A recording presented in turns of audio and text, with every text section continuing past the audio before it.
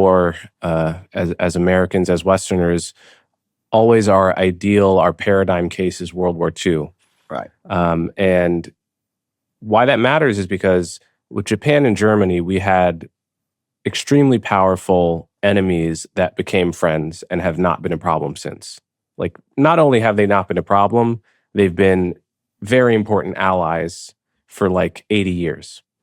And before that, they were just absolutely declared enemies. There was just like this night and day 180-degree switch that those regime changes enabled that make those wars and the cost of those wars and lives really tolerable in retrospect, even though it was tragic and terrible at the time. I mean, increasingly, it's hard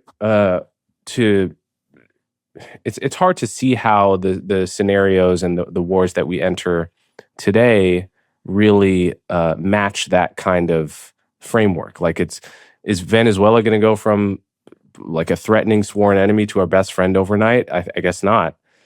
Probably not. Is Iran going to go from a sworn enemy to best friend overnight? Pretty unlikely.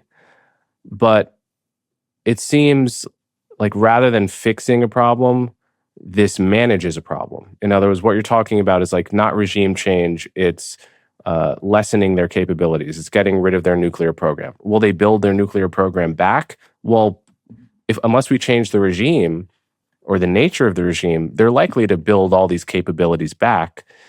And so what we're left with is a paradigm where we're, instead of fighting one huge war that leads to regime change and leaves hundreds of thousands or millions dead, we fight a series of small wars, maybe once every 5 years, once every 10 years, much lower death counts. But each time we lessen their capabilities, we prevent them from becoming powerful enough to ever justify a huge long war. And we manage the problem. And maybe that's the best that can be done with these kinds of enemies in this kind of a world.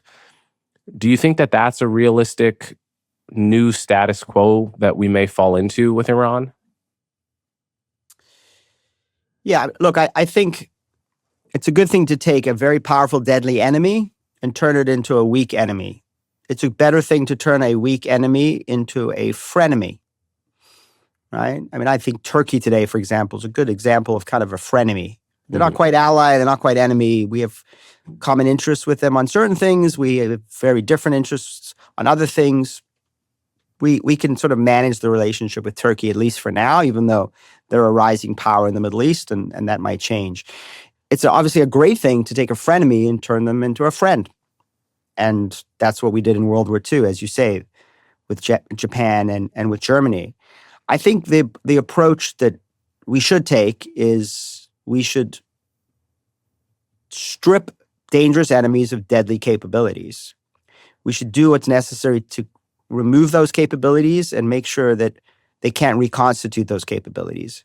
And then we should start to use all instruments of American power to fundamentally change regime behavior.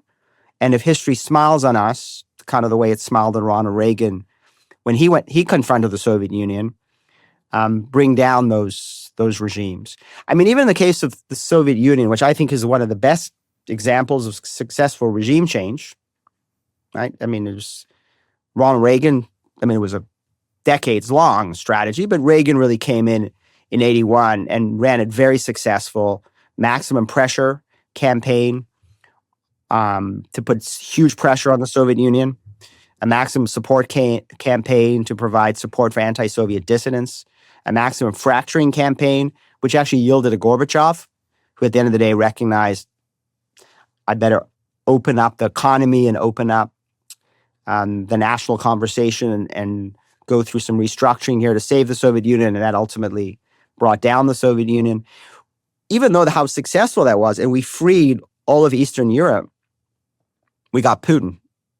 So we didn't get a free, democratic, and prosperous Russia, but we got a free, democratic, and prosperous Eastern Europe, and fundamentally changed the equation. And we no longer had a deadly superpower locked in mortal combat with us for decades. we had a less deadly, still dangerous, second-rate power out of Moscow that we've now had to deal with since Putin came into power. It's better. It's not great, but it's better. And I think that opportunity exists with Venezuela, because I think Venezuela, it's absolutely possible that we now have a government there who's just going to play ball with us and not engage in massive drug smuggling and not going to be playing footsie with the Chinese Communist Party or the Iranians or terrorist organizations. And that's better. And with the Islamic Republic of Iran, and if we can't get a free, democratic, and prosperous Iran, maybe we get a more pragmatic Iran that decides that they're not going to devote hundreds of billions of dollars to trying to destroy us and the Israelis and kill hundreds of thousands of people through the Middle East. They're going to focus on their own national interest, and then the national interest is not going to be about building nuclear weapons, ICBMs, and sponsoring terrorist organizations. That's better than what we have today. It's not as good as it would be if we have a free, democratic, and prosperous Iran, but I think that's really something up to the Iranian people with our support to bring about over time.